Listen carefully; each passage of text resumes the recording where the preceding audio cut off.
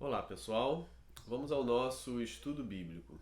Nesta oportunidade vamos estudar Carta a Filemon dos versículos 8 até o 14, ou seja, do versículo 8 até o versículo 14.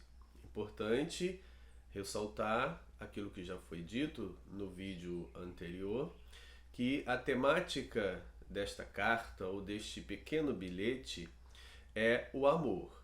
Esse é o tema que perpassa todos os versículos já apontados nos versos anteriores, o verso 4 até o verso 7, em que Paulo revela a sua consciência, o seu conhecimento acerca do amor que está no coração de Filemon, na sua relação com os cristãos na sua comunidade.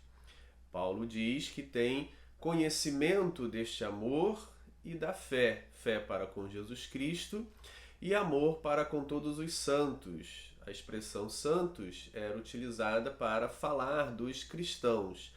Todos aqueles que estão em Cristo eram chamados santos. E Filemon demonstra esse amor para com todos. E Paulo continua reafirmando a importância da fé eficaz. A fé eficaz é aquela que gera o bem, todo o bem que está ao nosso alcance. A fé eficaz é aquela acompanhada pelo amor. O amor é a prática da fé em ação. E diante deste quadro que Filemon é descrito pelo amor que há no seu coração para com os irmãos, Paulo então inicia o objetivo também da carta, além de ressaltar o tema do amor, ele tem um objetivo mais específico e direto a Filemon, que é fazer um pedido para libertação do escravo Onésimo. Assim, o versículo 8 diz o seguinte: Pois bem, ainda que eu sinto plena liberdade em Cristo para te ordenar o que convém. Bem, ele introduz o pedido lembrando a Filemon da sua autoridade como apóstolo, da sua autoridade como pai espiritual de Filemon, de ordenar. A palavra ordenar era utilizada para as ordens reais. Então, não é simplesmente uma palavra do cotidiano das relações entre iguais. A palavra ordenar aqui era utilizada por aquele que tem autoridade sobre outros. Então, por mais que ele tenha essa autoridade em Cristo de dar uma ordem a Filemon, e esta ordem significaria obedecer ao Evangelho de Jesus Cristo, amar, fazer uma ação de amor. Por mais que ele sinta-se com autoridade plena para fazer isso, e em diante a palavra traduzida como liberdade, parresia, tem aqui no texto o sentido de exousia, ou seja, autoridade, poder. Tenho plena liberdade, ou seja, tenho autoridade para dizer, para pedir, para falar e solicitar algo a ti como poderia ordenar. Mas ele decide pedir. E aí ele vai dizer no verso seguinte, o verso 9: Prefiro, todavia, solicitar, pedir, em nome do amor, sendo que sou, Paulo, o velho, e agora até prisioneiro de Cristo Jesus. A temática do amor volta, ou seja, solicito em nome do amor. O amor é o árbitro, é o regente, o amor é a referência. Tudo aquilo que vai ser dito está como referência o amor. Então, em nome do amor ou pelo amor de Deus, eu te faço um pedido. A minha condição, diz Paulo, é uma condição de prisioneiro. Ele está encarcerado. E a sua idade já é uma idade avançada para aquela sociedade antiga. Muito provável que ele tivesse entre 55 e 60 anos para utilizar esse termo presbíteres, ou seja, o termo para ancião, para idoso. Então, ele, nesse momento da carta, introduz a sua intenção, que é fazer um pedido, mas não um pedido qualquer, um pedido em nome do Evangelho de Jesus Cristo, colocando de certa forma em prova, em teste, a fé de Filemon. O seu amor para com todos os irmãos é agora testado para aquele ou diante daquele que lhe causou um certo prejuízo. Não entra-se na discussão sobre a escravidão como boa ou ruim naquela sociedade antiga, mas em nome do amor, em nome do Evangelho de Jesus Cristo, fica claro que, como um cristão que ama e transborda do amor de Jesus Cristo, escravização é algo ruim, é algo pecaminoso, que não deveria ser tolerado. No entanto, não há nenhuma proposta de revolução social. A revolução precisa começar na igreja, no coração dos crentes. Se os crentes em Cristo, pelo Espírito que neles habita, não são capazes de amar e de sensibilizar-se com essa transgressão, com esse pecado, com essa exploração do outro pela escravidão, então como se conseguiria com os de fora, com aqueles que não têm esse compromisso, essa adesão ao Evangelho de Jesus Cristo? Assim, Paulo procura estabelecer as normas do amor de Cristo na comunidade cristã.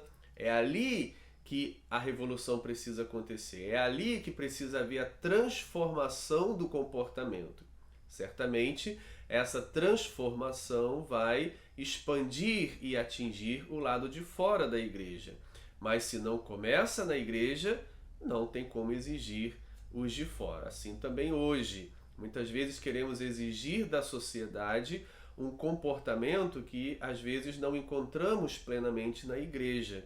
Isso é uma tentativa que vai ser frustrada. A nossa preocupação como discípulos é transformar os discípulos, é dar aos discípulos o conhecimento do Evangelho de Cristo, para que o Espírito Santo transforme e faça com que nas nossas relações comunitárias espelhemos o amor de Cristo. E certamente isso vai contagiar os de fora, mas tudo precisa começar na igreja, nos de dentro, entre nós, para que tenhamos então credibilidade para falar com os de fora. Se não acontece dentro, dificilmente vai acontecer fora, ou vamos ter sucesso em exigir que do lado de fora da igreja também aconteça.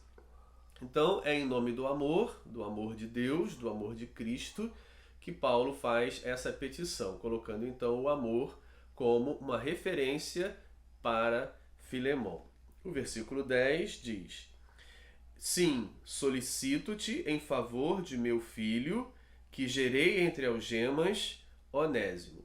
É interessante que no texto grego, Onésimo é o último termo, é a última palavra, ficando assim: solicito-te em favor de meu filho, que gerei entre algemas, aí enfim ele diz, Onésimo. Sim, o uso dessas referências, filho e geração, ou gerei, é um uso já presente por Paulo em 1 Coríntios capítulo 4, versículo 15. Dê uma lida nesse versículo para que você compreenda melhor a amplitude dessa expressão. Filho, gerei. O sentido é espiritual. Filho espiritualmente gerado pelo Evangelho de Cristo. Em que circunstância Paulo levou Onésimo a Cristo, o gerou em Cristo, o levou à experiência com Cristo, ao novo nascimento em Cristo? Foi na prisão. Paulo estava preso, como apontado, como ele mesmo aponta, o prisioneiro de Cristo desde o verso 1. Ele está preso. não se fala qual é a condição de Onésimo, se ele está preso ou se ele está solto. O texto não esclarece a condição de Onésimo, apenas esclarece a condição de Paulo. Paulo está preso e, estando preso, levou Onésimo a Cristo. Existem algumas hipóteses, por exemplo, de que Onésimo estaria preso dividindo cela com Paulo. Bem, isso não é afirmado no texto, isso é uma hipótese que se levanta para Paulo ter acesso numa conversa, num diálogo com Onésimo. No entanto, essa hipótese não é corroborada pelo texto e fica difícil de sustentá-la diante daquilo que vai ser dito adiante. É importante observarmos como que era o aprisionamento no Império Romano nos dias de Paulo. O prisioneiro poderia ser assistido pelos de fora, poderia ser assistido pelos familiares, por amigos, ou até mesmo por um escravo que estivesse na cela com ele para servi-lo. Ou seja, o aprisionamento romano, principalmente de um cidadão romano, como Paulo é apresentado no livro de Atos, daria a ele essa liberdade de assistência na prisão. Ele recebia certamente visitas constantes, por exemplo, consegue escrever ou pelo menos ditar para alguém uma carta estando preso. E esta carta vai chegar a pessoas e igrejas. Então essa condição já revela uma certa liberdade. Não havia ali uma mesinha com lamparina e material para se escrever. Certamente alguém vai lá levando todo esse material e escreve à medida que ele fala. Então a gente percebe pelo estudo da história e da constituição social daquela época, e principalmente a questão do aprisionamento de cidadãos romanos, que o prisioneiro tinha essa liberdade de ser assistido. Bem, isso então reforça a ideia de que Onésimo tenha ido com irmãos da cidade, que já davam essa assistência a Paulo, visitar Paulo na prisão. Não sabemos como ele chegou na cidade que Paulo está, não sabemos os motivos que o levaria a fazer isso, a carta não apresenta.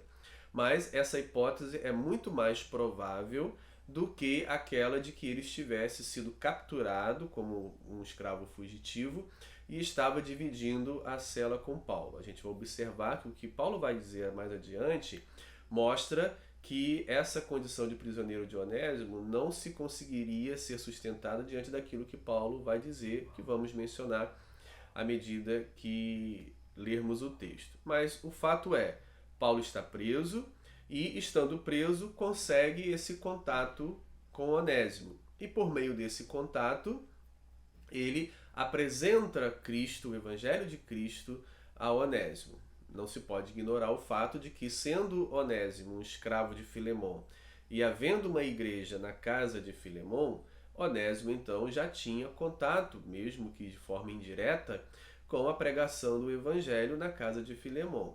No entanto, é nesse encontro com Paulo que ele toma uma decisão, ou que ele é gerado em Cristo como nova criatura, como Paulo apresenta aqui. Continuando, verso 11. Ele antes te foi inútil, atualmente, porém, é útil a ti e a mim. Bem, a palavra onésimo significa útil. Era muito comum que os escravos recebessem esses tipos de nome. Útil, primeiro, segundo, terceiro, ou qualquer nome que apontasse a condição servil e a funcionalidade daquele escravo. E o caso de Onésimo é esse. Ele é útil, é o que significa a palavra Onésimo. No entanto, ele se apresenta de forma inútil para Filemon. E aqui Paulo utiliza um jogo de palavras com o nome Onésimo. Ele te foi inútil, apesar do nome dele ser útil, mas agora ele será útil, tanto a você quanto a mim. Provavelmente Paulo está fazendo uma referência a um ditado latino que dizia: o nome faz o homem. E assim, essa utilidade agora não seria apenas para Filemon, mas também para Paulo. E aí a gente vai observando como fica difícil sustentar a hipótese de que Onésimo estivesse preso também.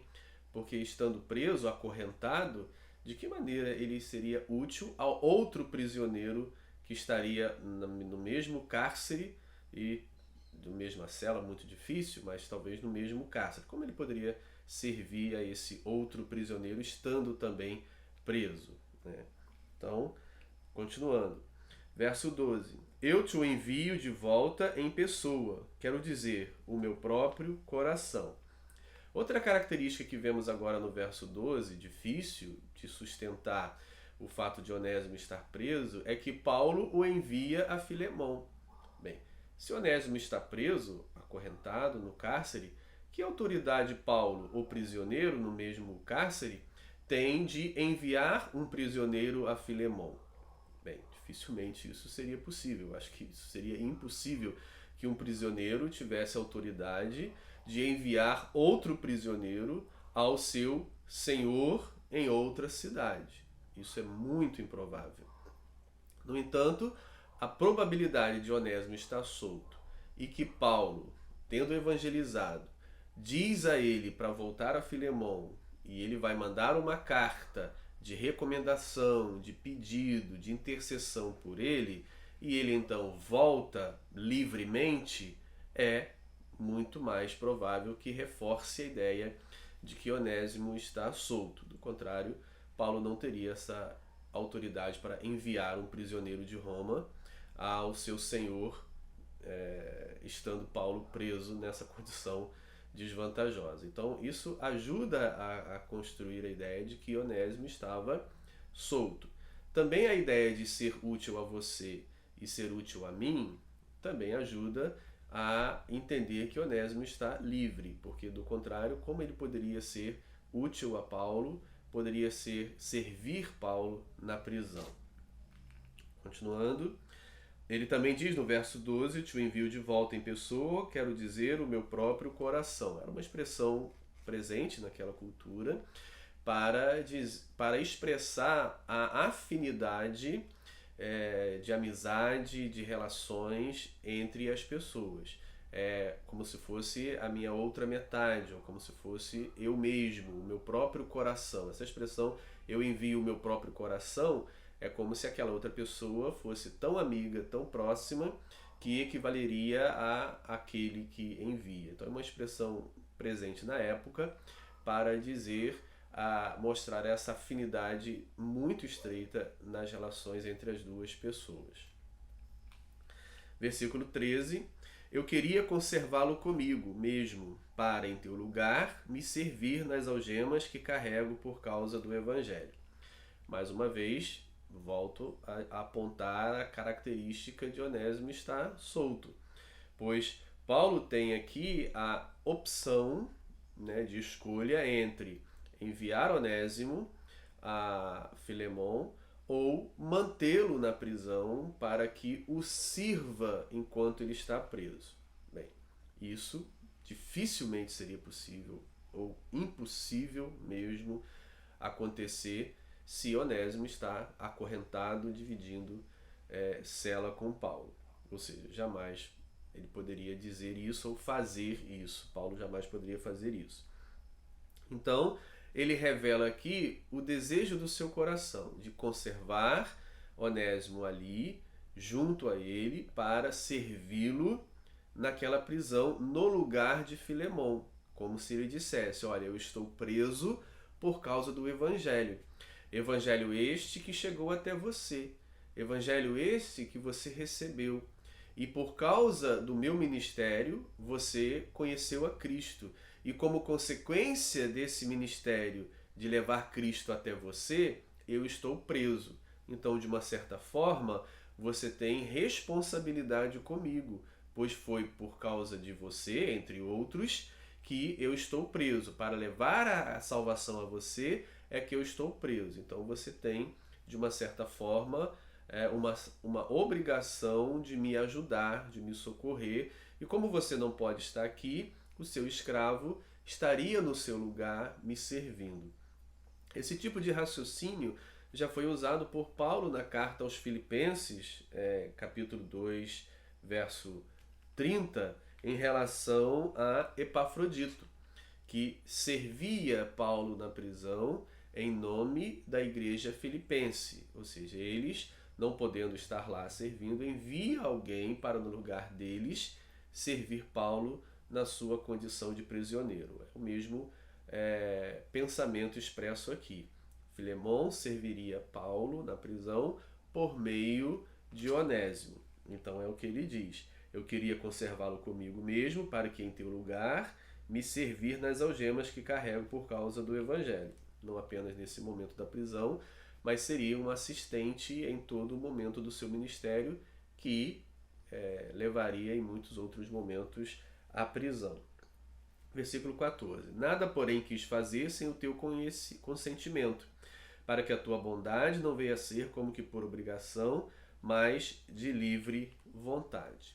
Então, eu encerro esse vídeo aqui no verso 14, mostrando que aquilo que foi dito lá no início do nosso trecho, os versos 8 e 9, eu tenho autoridade para lhe ordenar, no entanto, eu prefiro solicitar, pedir em nome do amor, para que a sua ação seja um reflexo da liberdade em Cristo, do desejo do Espírito no seu coração, e não motivada por uma obrigação. Então ele volta a referir-se a isso aqui no verso 14, dizendo que eu poderia conservar comigo e dizer, olha, você agora vai me servir, e vou mandar uma carta a Filemon só avisando a ele do fato.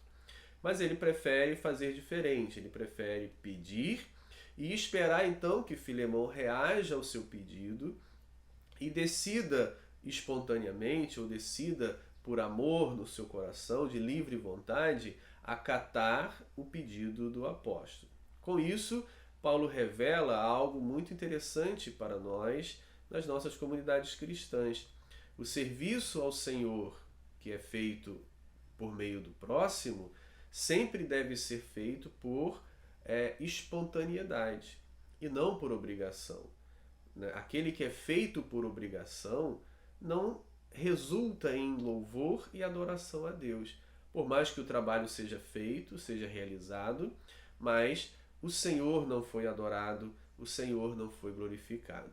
Isso acontece quando espontaneamente o fazemos. Então, Paulo aqui dá a Filemon a oportunidade de prestar um culto a Deus, de adorar a Deus pela expressão, pela atitude espontânea dele em, atendendo o pedido do apóstolo, dar liberdade a Onésimo para que este possa